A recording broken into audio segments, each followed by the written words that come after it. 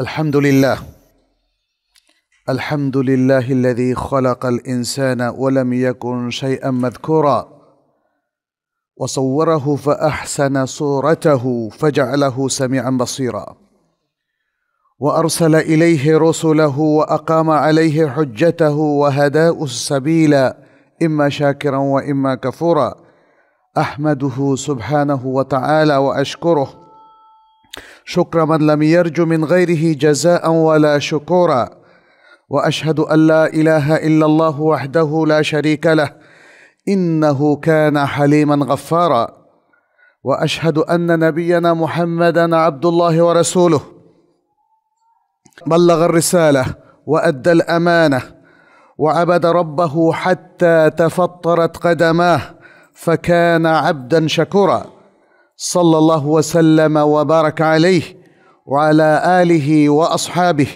رجال صدقوا ما عاهدوا الله عليه فكان جزاؤهم موفورا والتابعين ومن تبعهم بإحسان صلاة وسلاما وبركات دائمات رواحا وبكورا أما بعد عباد الله أوصيكم ونفسي بتقوى الله عز وجل فاتقوا الله يا عباد الله اتقوا الله في أنفسكم وأولادكم وأزواجكم وعشيرتكم وجميع إخوانكم وعمالكم وشؤونكم نسأل الله سبحانه أن يجعلنا وإياكم من عباده المتقين المؤمنين المخلصين إنه ولي ذلك والقادر عليه أيها المسلمون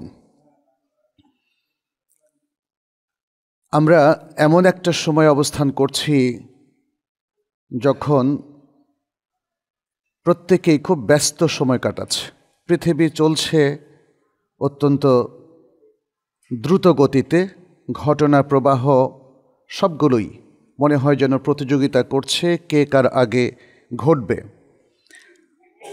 দেখছি এই সময়ের মধ্যে নানা রকম ব্যস্ততা, নানা রকম ইভেন্ট, অনেক বালা মুসিবাত, পরীক্ষা, মানুষের মধ্যে নানা রকম প্রতিযোগিতা। এই সব কিছুর মধ্যে আসলে আমরা কিভাবে নিজেদেরকে শৃঙ্খলাবদ্ধভাবে একটা সুন্দর জীবনের পথে এগিয়ে নিতে পারব, এই ব্যাপারে ইসলাম কি কিছু বলছে? কি সেই বিষয় যেগুলো হয়তো এই ব্যস্ত জীবনের মধ্যে আমাদেরকে একটা সুন্দর শৃঙ্খলাবদ্ধ আচরণের মধ্য দিয়ে চলতে সহযোগিতা করবে? আমরা আমাদের প্রিয় রাসূল সাল্লাল্লাহু আলাইহি ওয়াসাল্লামের সিরাত যদি একটু অধ্যয়ন করি, ঘেঁটে দেখি, তাহলে দেখব তিনি এ প্রসঙ্গে দুটো চমৎকার গুণের কথা বলেছেন। আল হিলমু ওয়াল আনাত, সহনশীলতা এবং ধীরস্থিরতা। এই দুটো শব্দই আমরা কোরআন এবং হাদিসের মধ্যে নানা আলোচনায় আমরা দেখি। আমরা আজকে সে বিষয়টা আপনাদের সামনে তুলে ধরার চেষ্টা করব ইনশাআল্লাহ। প্রথমত আমরা দেখছি আল্লাহ সুবহানাহু ওয়া তাআলাও একটা প্রতিযোগিতায় অংশগ্রহণের আহ্বান কিন্তু আমাদেরকে জানিয়েছেন এবং আমাদেরকেও দ্রুত বেগে ধাবিত হতে নির্দেশনা দিয়েছেন। যেমন তিনি সূরাত আল ইমরানের 133 এবং 134 নম্বর আয়াতে বলছেন, ওয়াসারিউ ইলা মাগফিরাতিম মির রাব্বিকুম ওয়া জান্নাতিন আরদুহা আস-সামাওয়াতু ওয়াল আরদু উইদ্দাত লিল মুত্তাকিন আল্লাযীনা ইউনফিকুনা ফিস সাররাই ওয়াদ দাররাই ওয়াল কাযিমিনা আল গায়যা ওয়াল আফিনা আনিন নাসি ওয়াল্লাহু ইউহিব্বুল মুহসিনিন। আর তোমরা তোমাদের রবের মাগফিরাতের দিকে সবেগে ধাবিত হও, যার প্রস্থ হচ্ছে আসমানসমূহ এবং জমিন, যা মুত্তাকিনদের জন্য প্রস্তুত করা হয়েছে। তাহলে প্রথম আয়াতটিতে তিনি আমাদেরকেও একটা প্রতিযোগিতা অবতীর্ণ হওয়ার আহ্বান জানিয়েছেন। দ্বিতীয় আয়াতটিতে তিনি আমাদের জন্য কিছু নীতিমালা দিয়ে দিয়েছেন। বলেছেন এই যে মুত্তাকিনদের জন্য, যাদের জন্য তিনি এই জান্নাতকে সৃষ্টি করলেন, জান্নাতকে তৈরি করলেন, প্রস্তুত করলেন, সে মুত্তাকিনদের কিছু বৈশিষ্ট্য এখানে তিনি তুলে ধরলেন। একটা হলো কি, আল্লাযীনা ইউনফিকুনা ফিস সাররাই ওয়াদ দাররাই, যারা সুখে দুঃখে অসচ্ছলতা সচ্ছলতা উভয় অবস্থা যারা আল্লাহর পথে ব্যয় করে। ওয়াল কাযিমিনাল গায়য, এবং যারা ক্রোধ সংবরণ করে। এটা খুব গুরুত্বপূর্ণ। রাগ এবং জেদকে যারা সংবরণ করে। ওয়াল আফিনা আনিন নাস, এবং মানুষকে যারা ক্ষমা করে দেয়। তাহলে এই তিনটা বৈশিষ্ট্য এখানে আল্লাহ সুবহানাহু ওয়া তাআলা উল্লেখ করলেন, কারণ এগুলো খুবই তাৎপর্যপূর্ণ বৈশিষ্ট্য, যেটি আমাদের ব্যক্তি জীবন থেকে আরম্ভ করে পরিবার, সমাজ, রাষ্ট্র সব জায়গায় বিরাট একটা প্রভাব তৈরি করে। আর আল্লাহ বলছেন ওয়াল্লাহু ইউহিব্বুল মুহসিনিন, যারা সৎকর্মশীল পুণ্যবান তাদেরকে আল্লাহ সুবহানাহু ওয়া তাআলা ভালোবাসেন। অল্প কথার মধ্য দিয়ে অনেক বক্তব্য এখানে পেশ করা হয়েছে। ওয়াল কাযিমিনাল গায়য, এই বৈশিষ্ট্যটি মূলত আরেকটা যে বৈশিষ্ট্যের কথা আমরা বললাম, আল হিলম, বা যেটাকে আমরা বলি সহনশীলতা, সহিষ্ণুতা, ধৈর্য ধারণ করা, যেটাকে আমরা বলি টলারেন্স। আপনাকে এই গুণটা অর্জন করতে হবে, যে কোনো অবস্থায় নিজের মাথাকে ঠান্ডা রেখে একটু ধীরস্থিরতার সাথে ভাবা এবং বুদ্ধিভিত্তিক সিদ্ধান্ত নেওয়া, এটাই হচ্ছে আল হিলম। ইসলাম আমাদেরকে প্রত্যেকটা আচরণে বুদ্ধিভিত্তিক আচরণ করার নির্দেশনা দেয়। আল্লাহ সুবহানাহু ওয়া তাআলা আমাদের সাথে আবেগকে সৃষ্টি করেছেন। এই যে হঠাৎ রেগে যাওয়া, জেদ করা, মাথা গরম করা, তারপরে মানুষের সাথে রিয়াক্টিভ আচরণ করা, এগুলো আমাদের আবেগের কারণে হয়। খুব আবেগপ্রবণ হয়ে পড়ি আমরা। আপনাকে কেউ একটা কথা বললে আপনি তেলে বেগুনে জ্বলে ওঠেন, এটা আবেগ। একজন আপনার দিকে হাত বাড়ালে আপনি তাকে ঘুষি মারেন, এটা আবেগ, এটা কিন্তু বুদ্ধি না। কারণ আপনি সমপরিমাণ অথবা তার চাইতে বেশি রিয়্যাক্ট করেন, এটা আমাদের আবেগ থেকে হয়। বাট ইসলাম এই জায়গায় আমাদেরকে বলে একটু ধীরস্থিরতার সাথে চিন্তা করো, মাথা ঠান্ডা রাখো এবং বুদ্ধিভিত্তিক সিদ্ধান্ত নাও। এই সব কিছু আল হিলম, যেটাকে আমরা সহিষ্ণুতা বলি, সহনশীলতা বলি, তার মধ্যে এই সব কিছু, সবগুলো বৈশিষ্ট্য আছে। এজন্য বাংলায় যখন আমরা সহনশীলতা বলি, মানুষের প্র্যাকটিস থেকে এটাকে বোঝার চেষ্টা করি, তখন মানে একটু ধৈর্য ধরা, এটা বোঝায়। কিন্তু আসলে আল হিলমের মধ্যে তাহলে দেখেন অনেকগুলো বিষয় এখানে আছে। আবেগকে সংবরণ করা, মাথা ঠান্ডা রাখা এবং বুদ্ধিভিত্তিক আচরণ করা, বুদ্ধিভিত্তিক সিদ্ধান্ত নেওয়া। তো আমরা দেখি যে এই যে হিলম, এটা থেকে আল্লাহ সুবহানাহু ওয়া তাআলার একটা সিফাত তিনি উল্লেখ করেছেন, সেটা কি? আল হালিম। আল হালিম, আল্লাহ সুবহানাহু ওয়া তাআলা নিজেকে আল কোরআনে আল হালিম বলে উল্লেখ করেছেন, অর্থাৎ তিনি সহনশীল। সারা পৃথিবীর মানুষ কত অপরাধ করছে, জুলুম করছে, অন্যায় করছে, রাতের অন্ধকারে অদ্ভুত সব পাপ করছে এবং দুর্নীতি করছে, আল্লাহর নির্দেশকে অমান্য করছে, রাসূলুল্লাহ সাল্লাল্লাহু আলাইহি সাল্লামের অবমাননা করছে এবং আল্লাহর গ্রন্থ কিংবা রাসূল সাল্লাল্লাহু আলাইহি সাল্লামের সুন্নাহর সাথে তারা বেয়াদবি করছে। সারা পৃথিবীর কত লক্ষ কোটি মানুষ, আল্লাহ সুবহানাহু ওয়া তাআলা তারপরেও কি ধৈর্যের পরিচয় দিচ্ছেন, কি সহনশীলতার পরিচয় দিচ্ছেন। একটা মানুষ যখন কোনো অপরাধ করে, ভুল করে, সাথে সাথেই আল্লাহ কিন্তু তাকে পাকড়াও করেন না, তিনি তাকে সুযোগ দেন। যদি সে ফিরে আসে, যদি সে তওবা করে, যদি সে আল্লাহমুখী হয়, যদি সে সব কিছু থেকে তওবা করে একজন ভালো মানুষ হয়ে যায়, আল্লাহর নৈকট্যপ্রাপ্ত বান্দা হয়ে যায়। সুবহানাল্লাহ। আল্লাহ সুবহানাহু ওয়া তাআলা তার অনেকগুলো গুণ বান্দাকেও নির্দেশনা দিয়েছেন, যেন তারা সেগুলো অর্জন করে। আল্লাহর গুণগুলো বান্দার জন্য আসলে অত্যন্ত লুক্রেটিভ এবং অত্যন্ত প্রয়োজনীয়। কিন্তু মনে রাখবেন একটা কথা, আল্লাহর গুণটা হচ্ছে অ্যাবসলিউট, পরম অ্যাট্রিবিউট, অ্যাবসলিউট অ্যাট্রিবিউট, অর্থাৎ ওই গুণের পূর্ণরূপ মানে কামাল বা পারফেকশনে পৌঁছে যায় আল্লাহরগুলো, যেটা বান্দার ক্ষেত্রে হয় না। বান্দার গুণ এবং বৈশিষ্ট্য সবসময় ত্রুটিপূর্ণ থাকে। আপনি যতই জানুন না কেন, আপনার অজানা অনেক কিছু থাকবে না? আপনি যতই এক্সপার্ট হন না কেন যে কোনো বিষয়ে, তারপরেও তো ওই বিষয়ে আপনার অনেক অজানা থাকবে। It means that we have no perfection. আমরা কেউ পারফেক্ট হতে পারি না। Perfection is only for Allah. আল কামালু লিল্লাহি ওয়াহদাহ। এই যে পারফেকশন, পূর্ণাঙ্গতা সব কিছুতে, এটা শুধু আল্লাহর জন্যই প্রযোজ্য। আল্লাহর কোনো বান্দা সেই পারফেকশনে কখনোই পৌঁছতে পারে না। অতএব আল্লাহর যে গুণ আর বান্দার গুণের মধ্যে এ হলো মৌলিক পার্থক্য। আল্লাহও জানেন, আমরাও কিছু না কিছু তো জানি, তাই না? কিন্তু আল্লাহর জানা হচ্ছে এতটাই অ্যাবসোলিউট যে আল্লাহর জানা থেকে এই মহাজগতের কোনো কিছুই বাদ থাকে না। আল্লাহর শোনা থেকে কোনো কিছুই বাদ থাকে না। আর আমার আপনার জানার চৌহদ্দিটা খুবই সংকীর্ণ, ছোট্ট। শোনাটাও খুব ছোট। এই চার দেয়ালের বাইরে কিন্তু কিছুই আমরা শুনতে পাই না, কিছুই আমরা দেখিও না। আর আল্লাহ সব কিছু দেখেন, সব কিছু শোনেন, সব কিছু জানেন ইত্যাদি। এ হলো আল্লাহর গুণের সাথে আমাদের গুণের পার্থক্য। আল্লাহ সুবহানাহু ওয়া তাআলা কতটা সহিষ্ণুতা এবং ধৈর্যশীলতার পরিচয় দিয়েছেন। আল্লাহর আরেকটা নাম কিন্তু সবুর। সবর থেকে এসছে, সবুর, ধৈর্যশীল। সেটা সূরাতুন নাহলের ৬১ নম্বর আয়াতেও আমাদের সামনে ফুটে ওঠে। আল্লাহ সুবহানাহু ওয়া তাআলা বলছেন, লাউ ইউআখিদুল্লাহুন নাসা বিযুলমিহিম মা তারাকা আলাইহা মিন দাব্বাহ। যদি আল্লাহ সুবহানাহু ওয়া তাআলা মানুষকে তাদের জুলুমের কারণে পাকড়াও করতেন, তাহলে জমিনে কোনো প্রাণী তিনি অবশিষ্ট রাখতেন না।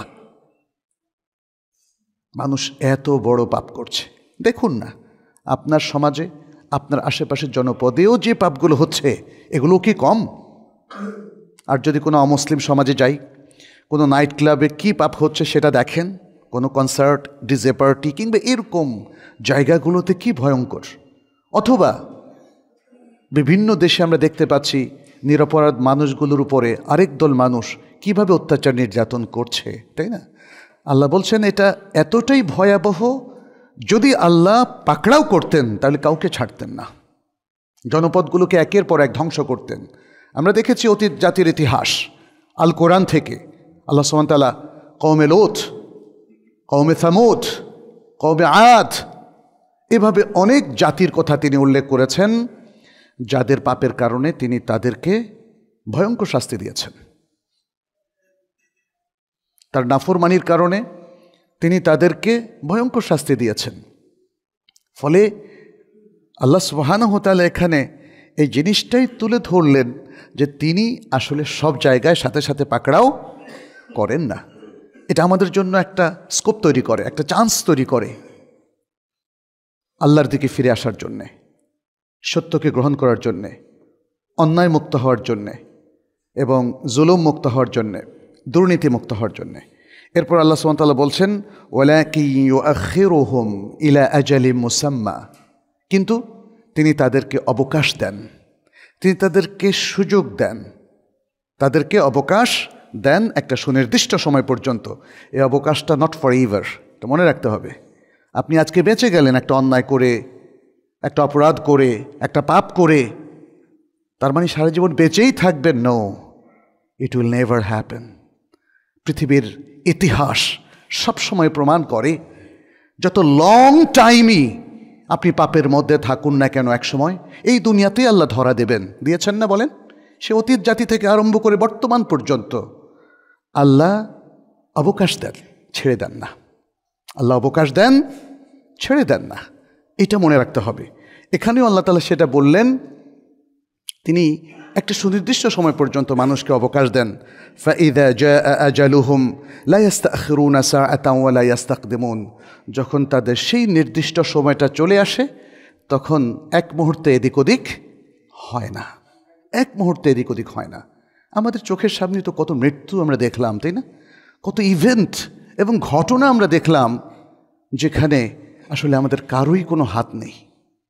যত বড় ক্ষমতাধরই হন না কেন, আপনি কিছুই করার ক্ষমতা রাখেন না। এই একটা জায়গায় আল্লাহ যখন পাকড়াও করেন, সবাই কিন্তু অসহায়। কিন্তু আল্লাহ তো সহায়তাই দিতেই চেয়েছেন, আল্লাহ তো আমাদেরকে পাকড়াও করতে চাচ্ছেন না।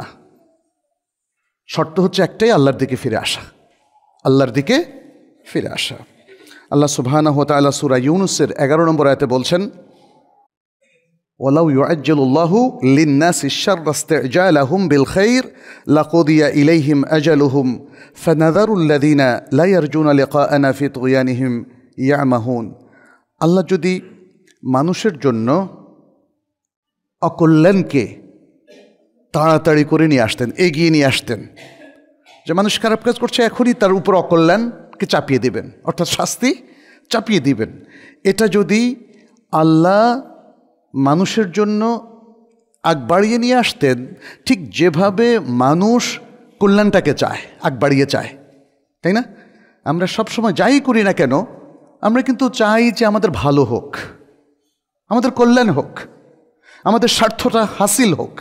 ঠিক এইটা যেমনটা তাড়াহুড়ো করে চাই, সেরকম তাড়াহুড়োয় যদি আল্লাহ কল্যাণকে চাপিয়ে দিতেন, তাহলে তিনি বলছেন লাকুদিয়া ইলাইহিম আজালুহুম, তাহলে তাদের দিকে তাদের যে আজাল, নির্দিষ্ট সময়টা, এটা ফয়সালা হয়ে যেত, দুনিয়াতেই সব ফয়সালা হয়ে যেত। কিন্তু আল্লাহ এখানে অবকাশ দিচ্ছেন। সুতরাং যারা আমাদের সাথে সাক্ষাৎকে, আল্লাহ বলছেন যারা আমার শব্দে দাঁড়ানোকে যারা আশা করে না, যারা এই জিনিসটাকে বিশ্বাস করে না, আশা করে না, এই আশায় থাকে না, তিনি বলছেন ফি তুগয়ানিহিম ইয়ামাহুন, তারা তাদের সীমা লঙ্ঘনে তারা বেড়ে যেতেই থাকে, বেড়ে যেতেই থাকে। এই জন্যই আমরা দেখি যে পৃথিবীর বেশ কিছু দুর্বৃত্ত কিংবা খারাপ মানুষেরা, তাদের সৌভাগ্য হয় না সত্যের দিকে ফিরে আসার। আবার যাদের মধ্যে সত্যের দিকে একটু তাদের ভালোবাসা, একটু টান, আকর্ষণ থাকে, আল্লাহ কোনো না কোনো ওসিলায় তাকে দ্বীনের মধ্যে নিয়ে আসেন। হয়তো কোরআন পড়ার একটা সুযোগ তার আসে। আমরা পুরুষকেও দেখেছি, বহু পুরুষ অমুসলিমদের মধ্য থেকে, এবং বহু নারী আজকে ইউটিউবে গেলেও আপনারা দেখবেন তাদের সাক্ষাৎকার পর্যন্ত তারা দিয়েছে যে কিভাবে তারা ইসলামের দিকে রিভার্টেড হলো। সে বিষয়গুলো থেকে আমরা বুঝি যে সুবহানাল্লাহ, আল্লাহ যে বলেছেন মান ইয়াহদিহিল্লাহু ফালা মুদিল্লা লাহু ওয়া মান ইউদ্লিল ফালা হাদিয়া লাহু, আল্লাহ যাকে হেদায়েত দেন তাকে কেউ ভ্রষ্ট করতে পারে না। যেখানেই সে থাকুক না কেন, আল্লাহ তাআলা তাকে ভ্রষ্টতার অন্ধকার থেকে তাকে সত্যের মহা আলোর দিকে তাকে নিয়ে আসেন। আর আল্লাহ যাকে ভ্রষ্ট হতে দেন তার নিজের কাজ কারবারের কারণে, তার নিজের বিভ্রান্তিকর চলন বলন বিশ্বাসের কারণে, আল্লাহ যাকে এই সুযোগটা দিয়ে দেন যে সে বিভ্রান্তিতে বহুদূর এগিয়ে গেল, তাকে আল্লাহ ছাড়া হেদায়েত করার আর কেউ নেই। আব্দুর রহমান বিন জুবাইর রাদিয়াল্লাহু তাআলা আনহু তিনি একটা সুন্দর ঘটনা উল্লেখ করেন। এই হাদিসটা শেখ আলবানী শুদ্ধ হাদিস বলে উল্লেখ করেছেন। বলেন যে একজন বৃদ্ধ মানুষ রাসূলুল্লাহ সাল্লাল্লাহু আলাইহি সাল্লামের কাছে আসলেন, যার এই যে ভ্রুটা দেখতে পাচ্ছেন, ভ্রুটা অনেক সময় অতি বৃদ্ধদের দেখবেন যে অনেক বড় হয়ে যায়, সাদা হয়ে ঝুলে পড়ে, চোখের উপর ঝুলে পড়ে। হাদিসে সেটাই বলা হচ্ছে, তার দুটো ভ্রু তার দুই চোখের উপর ঝুলে পড়েছিল। এতটাই খুবই বৃদ্ধ মানুষ রাসূল সাল্লাল্লাহু আলাইহি ওয়াসাল্লামের কাছে আসলেন, আর তিনি ভর করছিলেন একটা লাঠির উপরে। এসে নবী সাল্লাল্লাহু আলাইহি সাল্লামের সামনে দাঁড়ালেন এবং বললেন, হে রাসূলুল্লাহ। রাসূলুল্লাহ এখন বলেননি, পরের কথায় বলবেন। তিনি বললেন, আপনি কি মনে করেন একজন ব্যক্তি যিনি কোনো পাপই করতে ছাড়েনি, সব পাপ করে ফেলেছে,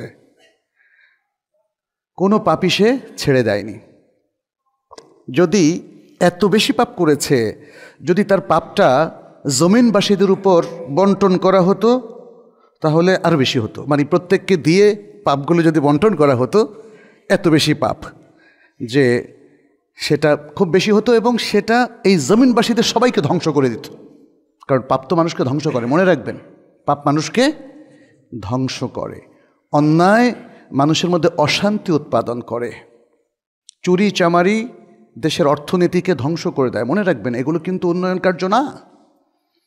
সেই জন্যই বলেছেন, তিনি বলছেন লাউ কুসিমাত খাতিআতুহু আলা আহলিল আরদি লাআওবাকাতহুম আই লাআহলাকাতহুম, যদি তার পাপটা এই জমিনবাসীদের উপর, পৃথিবীবাসীদের উপর বন্টন করা হতো তাহলে তাদেরকে ধ্বংস করে দিত। আলাহু মিন তাওবাহ, তার কি কোনো তওবা আছে? সে যদি আল্লাহর কাছে তওবা করে ফিরে আসে তাহলে তার তওবা কি আল্লাহ কবুল করবেন?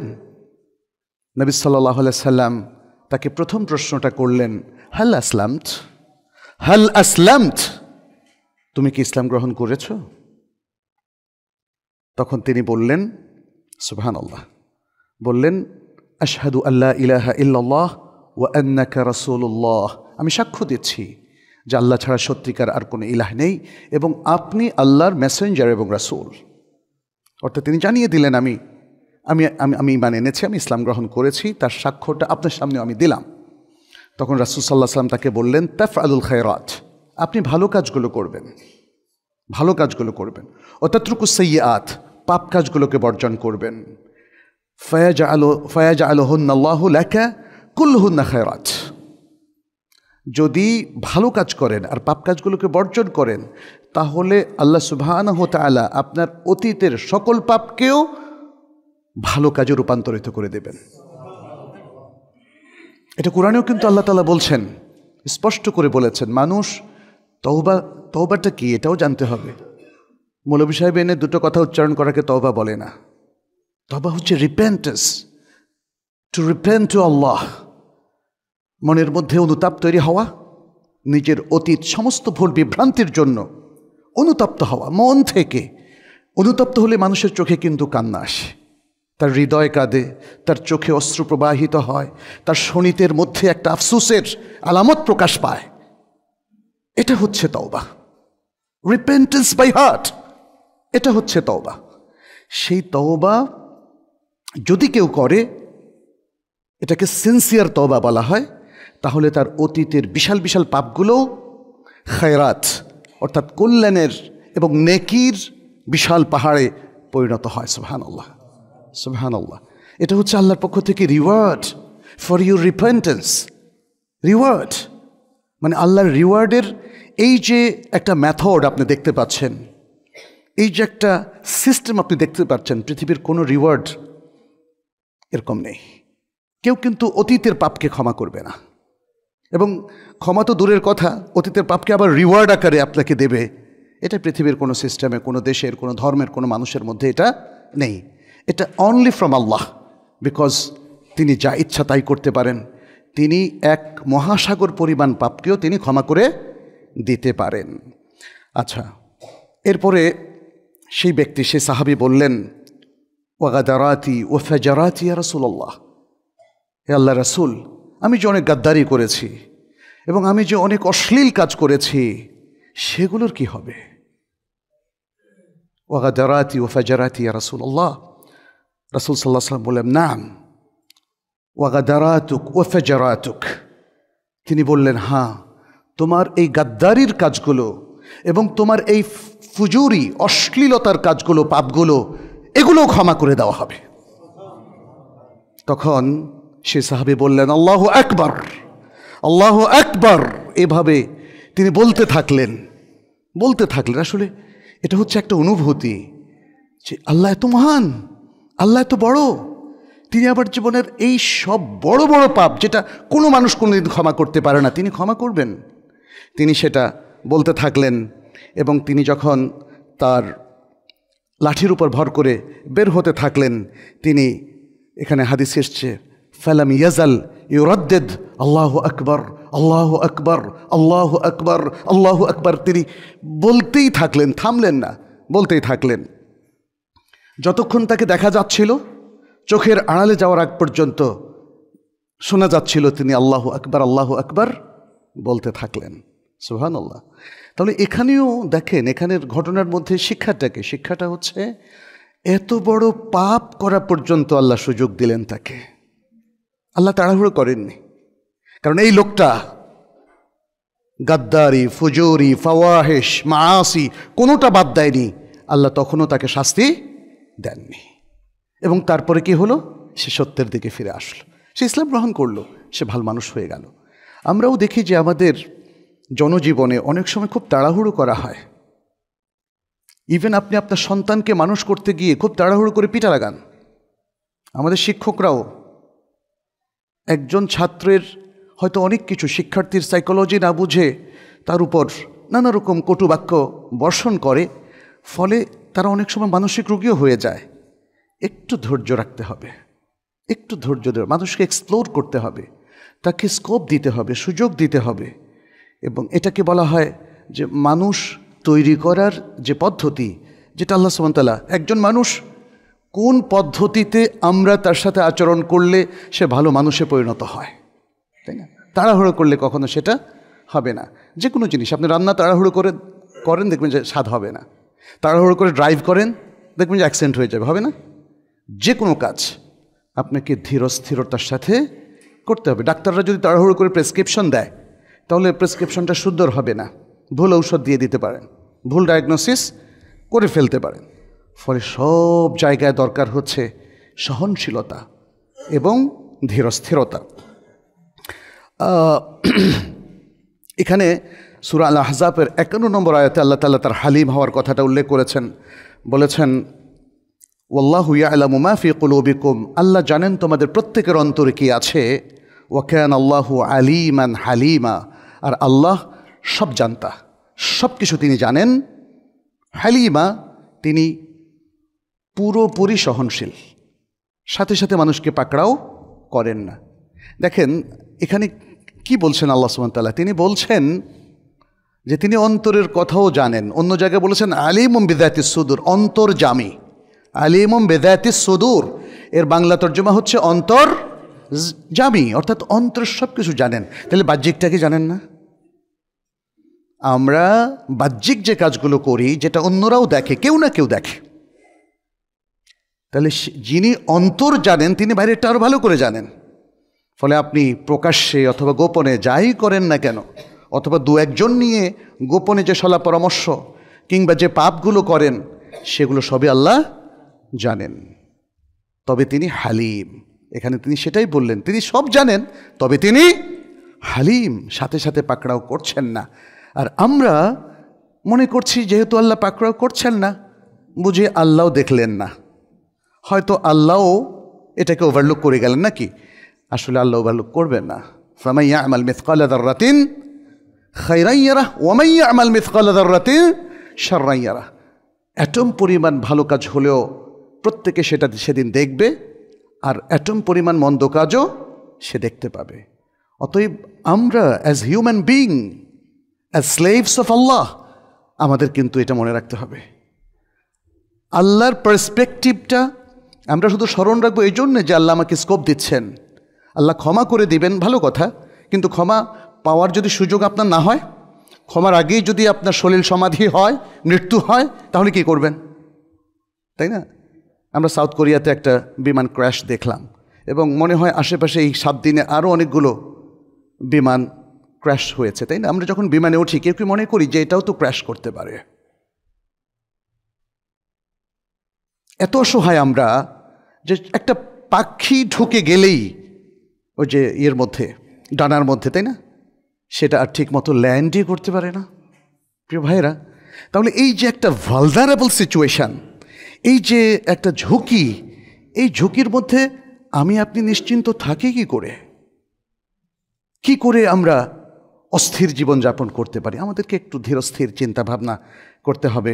সূরা ইব্রাহিমের 42 নম্বর আয়াতে আল্লাহ সুবহানাহু ওয়া তাআলা বলছেন, ওয়ালা তাহসাবান্নাল্লাহা গাফিলান আম্মা ইয়ামালুয যালিমুন ইন্নামা ইউআখিরুহুম লিয়াউমিন তাশখাসু ফিহিল আবসার। জালিমরা যা করছে, অত্যাচারীরা যা করছে, এখন অত্যাচারী কথাটা একটু ব্রড ওয়েতে নিতে হবে। যিনি আপনার উপরে পীড়ন করছেন শুধু সেই অত্যাচারী না, অত্যাচারী হওয়ার পরিধি আরও অনেক বড়। যিনি অন্যায় করছেন, ইভেন নিজের উপরও নিজে যদি অন্যায় করেন, যিনি পাপ করছেন, এরা সব অত্যাচারী। আল্লাহ সুবহানাহু ওয়া তাআলা কোরআনে বলছেন, ওমা যালামুনা ওয়ালাকিন কানু আনফুসাহুম ইয়াযলিমুন, তারা আমাকে জুলুম করে নাই, তারা নিজেদের উপরেই জুলুম করছিল। কোরআনে আল্লাহ তাআলা এরকম বক্তব্য বহু জায়গায় দিয়েছেন। যখনই কোনো মানুষ পাপ করে, সে কিন্তু আল্লাহর উপর জুলুম করে না, সে কিন্তু আল্লাহকে ঠকায় না, সে কিন্তু আল্লাহর কোনো ত্রুটি তৈরি করে না। আল্লাহর রাজত্বে, আল্লাহর ক্ষেত্রে কোনো ঘাটতি তৈরি করতে সে সক্ষম নয়। সে যা কিছু ঘাটতি করে সেটা তার নিজের দিকে ফিরে আসে, যা কিছু ত্রুটি করে সেটাও তার নিজের দিকে ফিরে আসে, এবং এই ত্রুটি, অপরাধ, ভুল, বিভ্রান্তি এর যে কুফল, সেটার ফলাফল সে একাই ভোগ করে। লা তাজিরু ওয়াজিরাতুন উযরা উখরা, আল্লাহ বলে দিয়েছেন একজন আরেকজনের পাপ বহন করে না। যত পাপই একজন ব্যক্তি করে সেই পাপের বোঝা তার একাই বহন করতে হয়। অতএব এখানে আল্লাহ সুবহানাহু ওয়া তাআলা বলছেন এই আয়াতে, যারা জুলুম করছে তোমরা অবশ্যই ধারণা করো না যে আল্লাহ এই জুলুম সম্পর্কে গাফেল। জালিমদের কাজ সম্পর্কে, পাপীদের পাপ সম্পর্কে, অপরাধীদের অপরাধ সম্পর্কে আল্লাহ গাফেল, তোমরা অবশ্যই এরকম ধারণাটা করবে না। এই আয়াতে সেটাই বলছেন, ওয়ালা তাহসাবান্নাল্লাহা গাফিলান আম্মা ইয়ামালুয যালিমুন ইন্নামা ইউআখিরুহুম লিয়াউমিন তাশখাসু ফিহিল আবসার। আল্লাহ তো তাদেরকে অবকাশ দিয়ে রেখেছেন ওই দিন পর্যন্ত যেদিন তাদের দৃষ্টিশক্তি রহিত হবে। সেদিন কোন দিন? কিয়ামতের দিন, হাশরের মাঠে, যখন তারা সূর্যের প্রখর রোদে আলোতে তাদের দৃষ্টিশক্তি ঝলসে যাবে, কিছুই তারা দেখতে পাবে না, সেই দিনকে ইন্ডিকেট করা হয়েছে। কিয়ামতের এটা আরেকটা নাম, ইয়াউমুন তাশখাসু ফিহিল আবসার। ইয়াউমুন তাশখাসু ফিহিল আবসার আয় ইয়াউমুল কিয়ামাহ, দ্য ডে অফ রিজারেকশন, যেদিন মানুষ পুনরুত্থিত হবে, সেদিন পর্যন্ত আল্লাহ তাআলা তাদেরকে অবকাশ দিয়ে রেখেছেন। সুতরাং প্রিয় বন্ধুরা, আল হেলম আমাদেরকে এই সুন্দর গুণটি অর্জন করতে হবে, যেমনটি এটি আল্লাহর সেফা এবং এটি নবীদেরও সেফা। নবীরাও কিন্তু ধৈর্য ধরেছেন। ধৈর্য না ধরলে সমাজ সংস্কার করা যায় না। ধৈর্য ধারণ না করলে ভালো প্যারেন্টস হওয়া যায় না, ভালো অভিভাবক হওয়া যায় না। আপনি যদি জেদি মানুষ হন, বদরাগী হন, অল্পতেই রেগে যান, তাহলে আপনার দ্বারা কোনো ভালো কাজ সংগঠিত হবে না। এখানে আল্লাহ সুবহানাহু ওয়া তাআলা এর জন্য নবীকে একটা সুন্দর নাসিহা দিয়েছিলেন। নবী সাল্লাল্লাহু আলাইহি সাল্লামকে সূরাতুল আরাফের 199 নম্বর আয়াতে বলছেন, খুদিল আফওয়া ওয়া'মুর বিল উরফি ওয়া'রিদ আনিল জাহিলিন। তুমি ক্ষমাকে একটা সিস্টেম হিসাবে গ্রহণ করো। ক্ষমা যথাসম্ভব, দেখেন একটা কথা, সব জায়গায় কিন্তু ক্ষমা সম্ভব নাও হতে পারে, কিন্তু ক্ষমা এটা ফোকাস হওয়া উচিত একজন মুমিনের, একজন অ্যাডমিনিস্ট্রেটরের, একজন প্যারেন্টসের। এটা কিন্তু তার ফোকাস হওয়া উচিত। যতক্ষণ পর্যন্ত ক্ষমা করা যায়, এই ক্ষমাটা সমাজকে সুন্দর করবে, পরিবারকে সুন্দর করবে, মানুষের মধ্যে সম্প্রীতিটা আরও ভালোভাবে বলবৎ করবে। কিন্তু কথায় কথায় যদি আপনি রেগে যান আর ক্ষমা করতে ভুলে যান কিংবা ক্ষমা করতে না পারেন, তাহলে কিন্তু প্রত্যেকটা মানুষ রিঅ্যাক্টিভ হয়ে যাবে, বিদ্বেষ বেড়ে যাবে, প্রতিশোধের স্পৃহা প্রখর হয়ে যাবে, এবং একটা পরিবারের সদস্যদের মধ্যে দেখবেন লাগালাগি হয়ে যাবে। একটা জমি নিয়ে, বাবা মারা গিয়েছে, জমি নিয়ে দেখেন না কতগুলো পরিবার ধ্বংস হয়। স্বামী স্ত্রী শুধুমাত্র জেদের কারণে তাদের সংসারে অশান্তি এবং তালাক হয়ে যায় খুব দ্রুত, দেখেন না? সামাজিক অশান্তির মূল কারণ কি তালাক? না, এই আল হেলম না থাকা। বুঝতে পেরেছেন? জেদটাকে সে কমাতে না পারাটা। ডায়াগনোসিস কাকে বলে? আপনি বাহ্যিকভাবে দেখলেন স্বামী দ্রুত তালাক দিয়ে দিল, হয়ে গেল। নো, তার পিছনে তো আরও বড় কারণ আছে, সেটাকে তো কেউ ডায়াগনোসিস করছে না। আপনি যখন কাউন্সিলিং করছেন, আপনি কি বলছেন যে বন্ধু আপনার, বা ভাই আপনার, বা বোন আপনার ধৈর্যশীল হওয়া প্রয়োজন, আপনার ধীরস্থির হওয়া প্রয়োজন, আপনার জেদকে, রাগকে কন্ট্রোল করা প্রয়োজন। আল্লাহ সুবহানাহু ওয়া তাআলা নবী সাল্লাল্লাহু আলাইহি ওয়াসাল্লামকে বলছেন, তুমি মাফ করে দাও, ভালো কাজ করার নির্দেশ দাও। দেখেন, ভালো কাজ মাফ করে দেবেন, আবার ভালো কাজও করতে হবে। ভালো কাজের সাথে নিজেকে এঙ্গেজ করা খুব জরুরি একটা বিষয়। এটা একটা তারবিয়া, এটা একটা এডুকেশন, টোটাল এডুকেশন। আমাদের যে ভালো শিক্ষার ফলাফল, সেটা হচ্ছে to be engaged with the beneficial jobs, works, এগুলোর সাথে নিজেকে এঙ্গেজ করা। আমরা আমাদের শিক্ষার্থীদের কি তা করতে পারছি?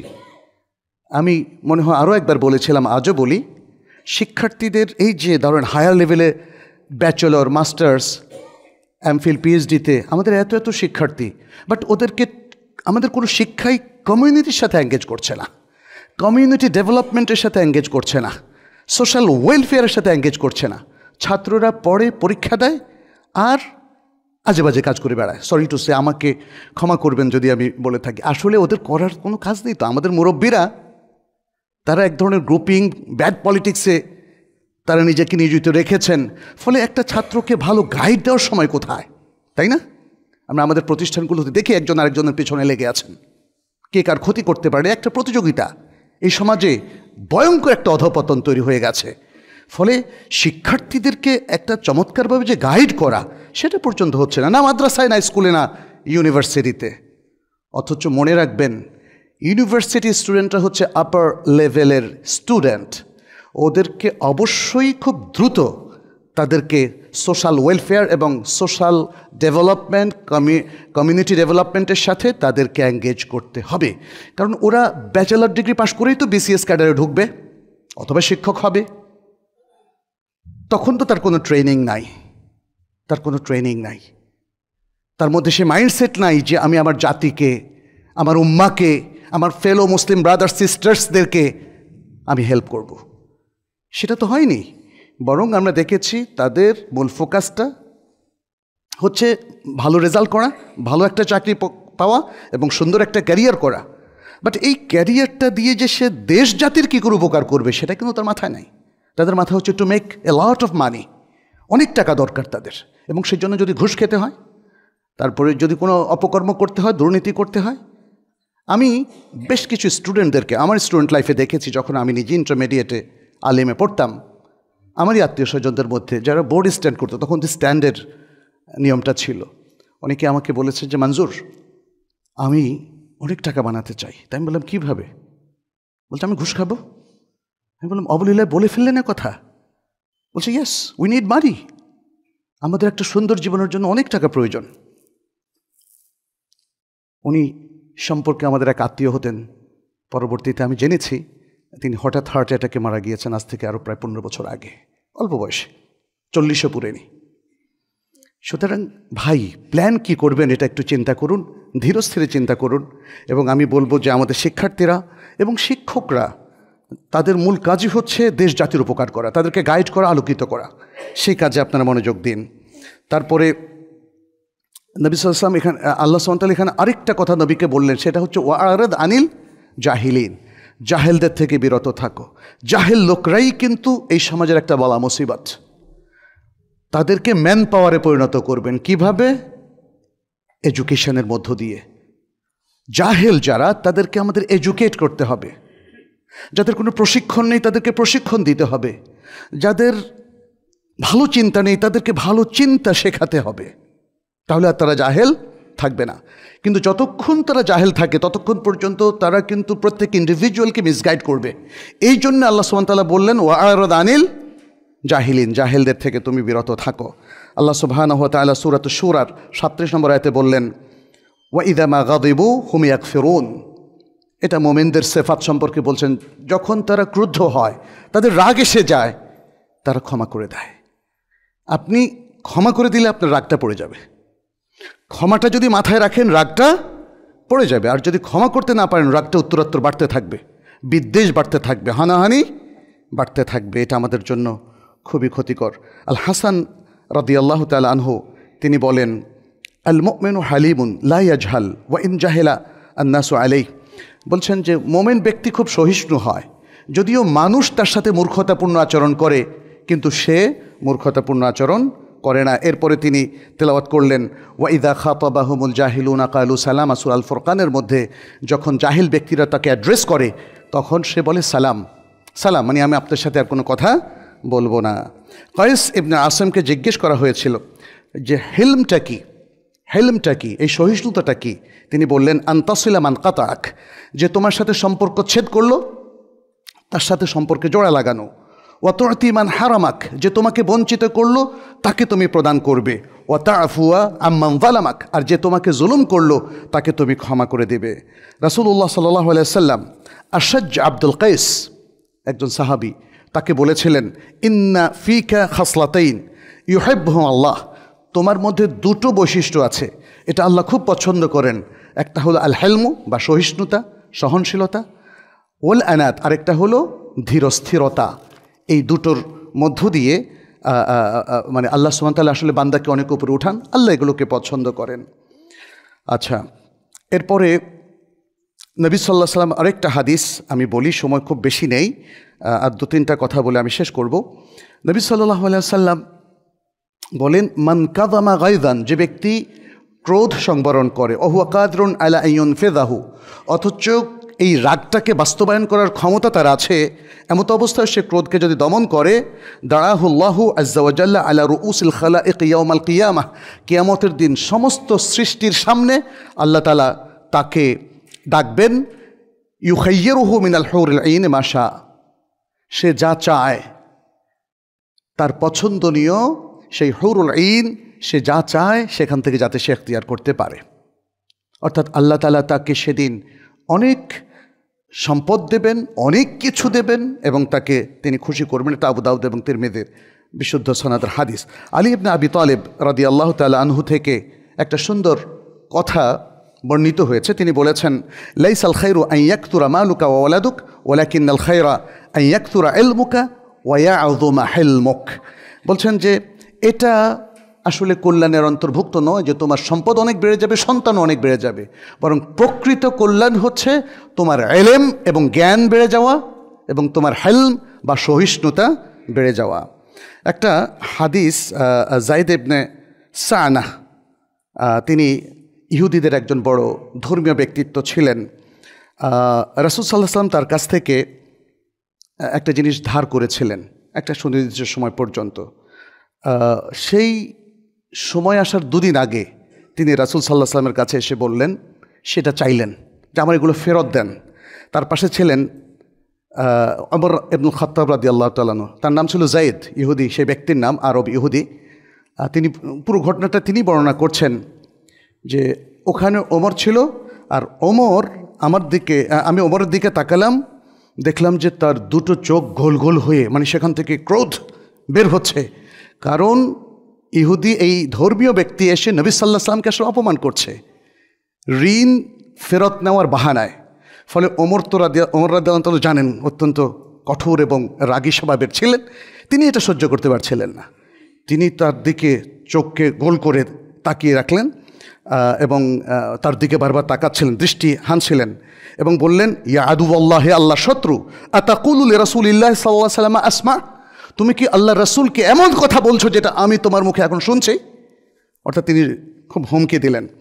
এর মধ্যে যায়েদ বলছেন, সেই ব্যক্তি বললেন, আমি তখন রাসূল সাল্লাল্লাহু আলাইহি ওয়াসাল্লামের দিকে তাকালাম, দেখলাম শান্ত, ধীর, স্থির, স্থিতদি, তার মধ্যে কোনো রাগ নেই, তার মধ্যে কোনো উষ্মা নেই, তার মধ্যে কোনো চাঞ্চল্য নেই। দেখলাম যে ধীরস্থিরতা সম্পন্ন একজন ব্যক্তি হিসেবে রাসূল সাল্লাল্লাহু আলাইহি ওয়াসাল্লামকে আমি পেলাম। তখন রাসূল সাল্লাল্লাহু আলাইহি ওয়াসাল্লাম বলেন, ইয়া ওমর, হ্যাঁ ওমর, আমি এবং এই যায়েদ আমাদের অন্য একটা হাজাত ছিল। দেখেন কি সুন্দর করে তখন বললেন। এরপরে ওমর ইবনে খাত্তাব রাদিয়াল্লাহু তাআলা আনহু রাসূল সাল্লাল্লাহু আলাইহি ওয়াসাল্লাম বললেন, দেখো আমি এটা আদায় করে দিতে চাচ্ছি, আর তুমিও তার সাথে সুন্দর ব্যবহার করো।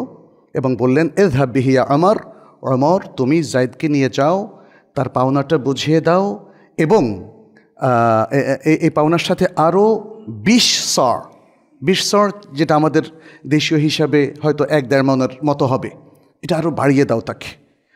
তো এটা ওমরকে বললেন। ওমর রাদিয়াল্লাহু তাআলা আনহু তখন দেখেন এই যে একটা মনোবৃত্তি, এর মধ্যেও ঠান্ডা হয়ে গেলেন। তারপরে যায়েদকে নিয়ে গেলেন, তাকে তিনি তার পাওনা বুঝিয়ে দিলেন এবং তাকে আরও অতিরিক্তটা দিলেন। তখন যায়েদ জিজ্ঞেস করলেন, এই অতিরিক্তটা কি, এটা কি? তখন তিনি বললেন, এটা রাসূল সাল্লাল্লাহু আলাইহি ওয়াসাল্লাম আমাকে আপনাকে দেওয়ার কথা নির্দেশ দিয়েছেন, বলেছেন, ফলে আমি দিলাম। তখন তিনি বললেন, যায়েদ বললেন, আসলে দেখো আমার এই সম্পদ দরকার ছিল না, আমি জাস্ট একটা টেস্ট করতে এসেছিলাম। আমার কাছে মনে হচ্ছিল ইনি আল্লাহ রাসূল। আমি তার কাছে বেশ কিছু আলামত পেয়েছি, তারপরে 2টো আলামত আজকে টেস্ট করার জন্য আমি আসলাম, যে আসলেই কি তিনি আল্লাহর রাসূল কি না। যদি আল্লাহ রাসূল হয় তাহলে তার মধ্যে হিলম, এই স্বভাবটা আমি পাবো। এবং আজকে আমি নিঃসন্দেহ হয়ে গেলাম তিনি আল্লাহ রাসূল, কারণ তিনি আমার উপর রাগ করতে পারতেন, কারণ আমি নির্দিষ্ট দিনে আসি নাই, তার 2 দিন আগে এসেছি, তাই না? আপনি কিন্তু রেগে যেতেন, আমরা যে কেউ রেগে যেতাম, আরে ভাই আমার তো এখনো সময় আসেনি, আপনি আগে আসলেন কেন, অন্তত এই কথাটা তো বলতাম। কিন্তু রাসূল সাল্লাল্লাহু আলাইহি ওয়াসাল্লাম ওমরকে থামালেন, তাকে তার জিনিসটা দিয়ে দিতে বললেন, আরও অতিরিক্ত 20 সর দিয়ে দিতে বললেন। সুবহানাল্লাহ, ইয়া সালাম। এত চমৎকার একটা আদর্শ রেখে গেছেন আমাদের প্রিয় রাসূল সাল্লাল্লাহু আলাইহি ওয়াসাল্লাম। আমরা কেউ তো তাকে আসলে মানছি না। আজকে সমাজে যদি সবাই তাকে মানতাম তাহলে তো এই অবস্থা হতো না। প্রিয় ভাইরা, আসুন আমরা আমাদের প্রিয় রাসূল সাল্লাল্লাহু আলাইহি ওয়াসাল্লাম থেকে আমরা যেন জীবন গঠন করি, আত্মগঠন করি। এই যে সুন্দর দুটো গুণের কথা আমরা বললাম, রাগ দমনের কথা, জেদ দমনের কথা, কারণ এই রাগ আর জেদ এটাই একটা জাতিকে সারখার করে দেয়। প্রতিহিংসার বীজ বপন করে এই রাগ এবং জেদ, এবং ক্ষমা করতে না পারাটা এটা একটা জাতির একটা কলঙ্ক হয়ে দেখা দেয়। সেটা থেকে উদ্ধার পেতেই হবে আমাদেরকে, আমাদের জাতিকে এবং মুসলিমদেরকে। তাহলেই আসলে জাতীয় উন্নয়ন সম্ভব। তাহলেই বিশ্বের বুকে মুসলিম জাতি সম্প্রীতির বন্ধনে আবদ্ধ হয়ে আদর্শ জাতি হিসাবে পৃথিবীর বুকে প্রতিষ্ঠিত হওয়া সম্ভব। আল্লাহ যেন আমাদেরকে সে তৌফিক দেন। আল্লাহ যেন আমাদেরকে এই গুণ অর্জন করার তৌফিক দেন। আমরা যেন আমাদের শিক্ষা কার্যক্রমের মধ্য দিয়ে আমাদের শিক্ষার্থীদের মধ্যে এই সুন্দর গুণগুলো বপন করতে পারি, তাদেরকেও আদর্শ মানুষ হিসাবে গড়ে তুলতে পারি। আল্লাহর কাছে সে দোয়া কামনা করে আমরা প্রথম খুতবার কথা এখানে শেষ করছি। হাদা ওয়া সাল্লাল্লাহু সাল্লাম আলা নবিয়িনা মুহাম্মদ ওয়া আলা আলিহি ওয়া আসহাবিহি আজমাইন।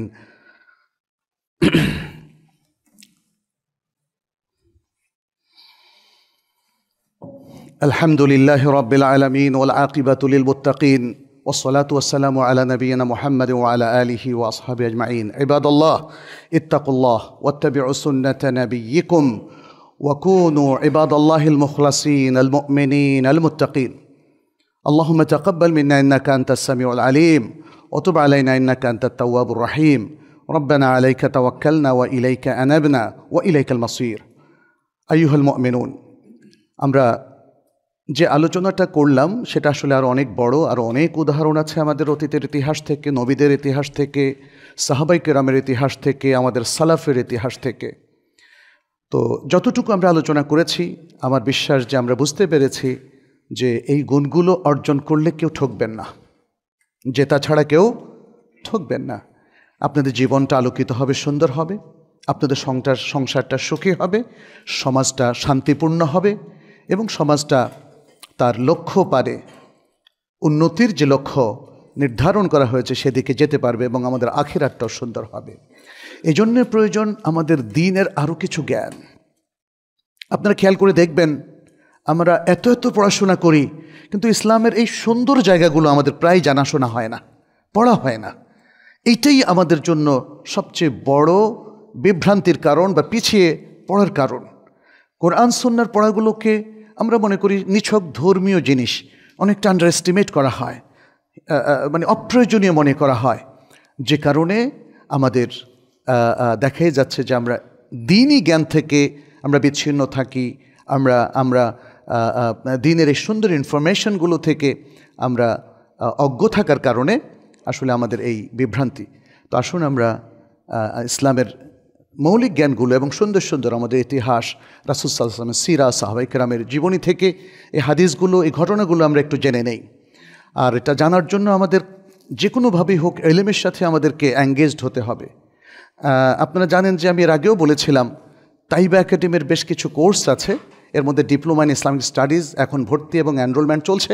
আপনারা এখানে ভর্তি হতে পারেন। ইসলামের বেসিক বিষয়গুলো এখানে আছে, ইসলামী আকীদা, ঈমান, কোরআন বুঝার মূলনীতি, হাদিস বুঝার মূলনীতি এবং সিরাতুর রাসূল সাল্লাল্লাহু আলাইহি ওয়াসাল্লামের মক্কি জীবন, মাদানী জীবন এবং সেগুলোর শিক্ষা, আর রাহিকাল মাখতুম নামক বিশ্ববিখ্যাত সে সিরা গ্রন্থের আলোকে এভাবে আরও অনেক সুন্দর সুন্দর বিষয়গুলো আছে। ইবাদতের মৌলিক জিনিসগুলো এখানে, ফিকহুত তাহারা, ফিকহুস সালাহ, ফিকহুস সিয়াম, ফিকহুস যাকাত, ফিকহুল হজ আল উমরা, ফিকহুল মুআমালাত, যেখানে আমরা ইসলামিক ব্যবসা, হালাল হারামের বিষয়গুলো আমরা জানব। তো আমরা আপনাদেরকে সেদিকে আহ্বান করছি। এখানে হয়তো আপনাদের আরও ইনফরমেশন দেওয়া হবে, ইমাম সাহেবের কাছেও আছেন। আমরা পাশাপাশি কোরআন পড়ব, কোরআনের তর্জমা পড়ব, হাদিস পড়ব, হাদিসের তর্জমা পড়ব এবং মুহাক্কিক উলামায়ে কেরামের সাথে আমাদের একটা এঙ্গেজমেন্ট, শাইখদের সাথে আমাদের একটা এঙ্গেজমেন্ট তৈরি করব। আমরা আশা করি এর মধ্য দিয়েও আমরা যা এতদিন শিখিনি সেটা শিখতে পারবো। আল্লাহ যেন আমাদের সবাইকে তৌফিক দান করেন। আল্লাহ যেন আমাদের ভুল বিভ্রান্তিকে ক্ষমা করে দেন, আমাদের আত্মোপলব্ধির তৌফিক দান করেন। আমরা যেন দ্বীনি প্রয়োজনীয় সকল জ্ঞান অর্জন করতে পারি এবং তার আলোকে জীবন করতে পারি। আল্লাহর কাছে কায়েমুল বাক্যে সে তৌফিক আমরা চাচ্ছি। এবং আল্লাহ যেন আমাদের হাজাতগুলো পূরণ করে দেন, আমাদের অভাব মোচন করে দেন, আমাদের অসুস্থতা দূর করে দেন, আমাদের মধ্যে যারা বিভিন্ন সমস্যায় আছে, আল্লাহ যেন সকল সমস্যাকে দূর করে দেন। আল্লাহ যেন মুসলিম উম্মার উপর বারাকা এবং রহমত নাজিল করেন। আল্লাহ যেন আমাদের এই বাংলাদেশের মধ্যে যত সমস্যা আছে সেটাকে রিমুভ করে দেন। আল্লাহ যেন এই দেশটাকে সুন্দর করে বরকতপূর্ণ করার তৌফিক আমাদেরকে দান করেন।